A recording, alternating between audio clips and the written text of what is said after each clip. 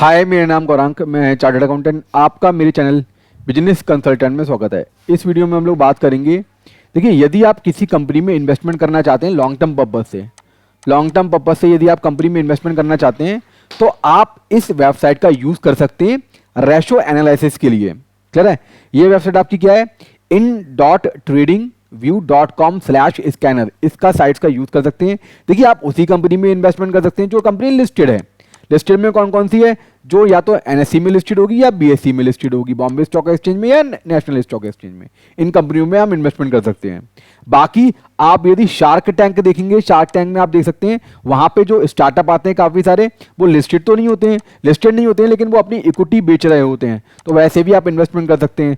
फिलहाल में हम लोग बात करते हैं जो कंपनी लिस्टेड है एनएससी में और बीएससी में, उसमें यदि आप लॉन्ग टर्म पर्पज से इन्वेस्टमेंट करना चाहते हैं तो किस तरीके से करेंगे और किस फॉर्मूले का आप यूज करेंगे। देखिए, यहां पर मैं आपको एडवाइस प्रॉपर नहीं दे रहा हूं।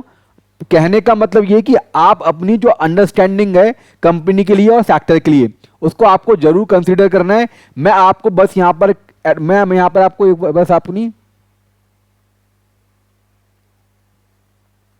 मैं अपना बस यहां पर पॉइंट ऑफ व्यू रख रहा हूं। आपको एक बार जिस कंपनी में आप इन्वेस्टमेंट करना चाहते हैं तो प्रॉपर तरीके से आपको वहां पर उस कंपनी की स्टडी करनी होगी। क्लियर है? अब हम लोग देखते हैं इस वीडियो में कि किस तरीके से कौन कौन से आप पैरामीटर्स यूज कर सकते हैं कंपनी के सिलेक्शंस के लिए। सबसे पहले हम लोग इस वेबसाइट पे आ जाएंगे। ये आपकी वेबसाइट है in.tradingview.com/scanner। इस पे आने के बाद में सिंपली आपको करना क्या है? सिंपली आपको फिल्टर पे क्लिक कर देना है। फिल्टर पे जैसे आप क्लिक करेंगे, सबसे पहले हम लोग एक्सचेंज ले लेते हैं। एक्सचेंज सिलेक्ट कर लेते हैं। दो एक्सचेंज होते हैं।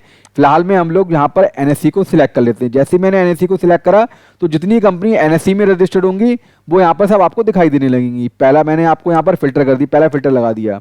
उसके बाद में मैं लगाता हूँ रिटर्न ऑन कैपिटल एम्प्लॉयड पर। रिटर्न ऑन कैपिटल एम्प्लॉयड कितनी होनी चाहिए? रिटर्न ऑन कैपिटल एम्प्लॉयड होता क्या है?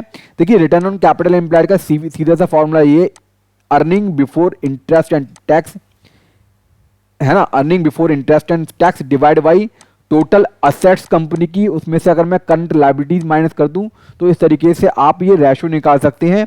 तो सिंपली ये रेशो कितना होना चाहिए? ये रेशो आपका होना चाहिए एवव 15%। एवव 15% रिटर्न ऑन कैपिटल होनी चाहिए।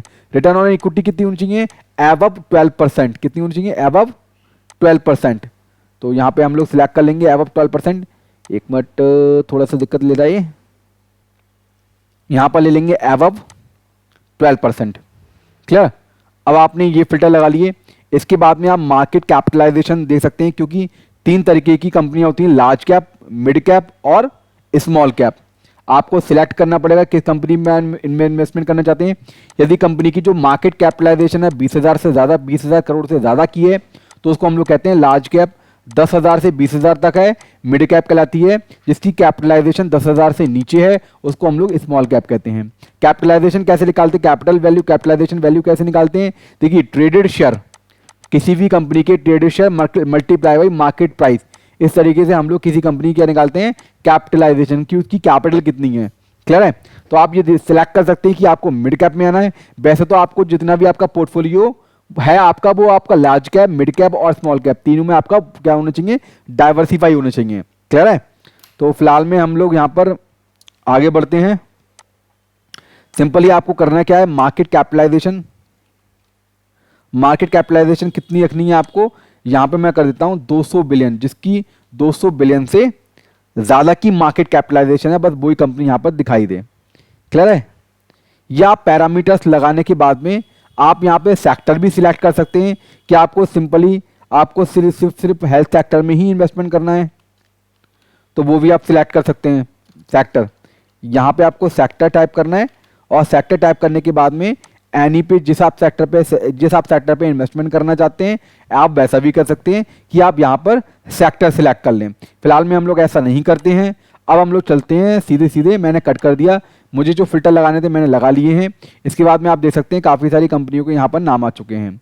ये वो कंपनियाँ हैं जिनका मार्केट कैपिटलाइजेशन 200 बिलियन से ज़्यादा है, जो आपको 15% रिटर्न ऑन किस पर देनी है, more than 15% on return on capital employed, और 12% से ज़्यादा रिटर्न ऑन इक्विटी दे रही हैं। तो ये आप देख सकते हैं यहाँ पे आपकी क्या आ चुकी है, यहाँ पे आपकी सिलेक्टेड कंपनी आ चुकी हैं। अब आप इन कंपनियों की पार्टिकुलर स्टडी करके आप क्या कर सकते हो, आप इन कंपनियों में इन्वेस्टमेंट कर सकते हो लॉन्ग टर्म पर्पज से। देखिए मैंने आपको यहाँ पर मैंने अपना पॉइंट ऑफ व्यू रखा है। इसके अलावा आप क्या कर सकते हैं, आप अपनी स्टडी भी कर सकते हैं। स्टडी करने के बाद ही आप इन कंपनियों में लगाएं। क्लियर है? तो आपको स्टडी करना बहुत ज़रूरी है। यहाँ पे सिर्फ मैंने आपको अपनी ओपिनियन रखी है कि मैं किस तरीके से कंपनियां सिलेक्ट कर रहा हूँ लॉन्ग टर्म पर्पस के लिए।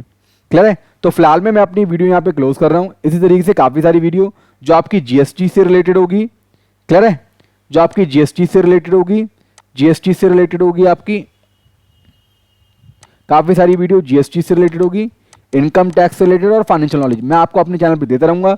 तो प्लीज़ मेरे चैनल को सब्सक्राइब कीजिए, बेल आइकन पे क्लिक कीजिए, जिससे कि नोटिफिकेशन सबसे पहले आप तक पहुंच सके। Okay, bye.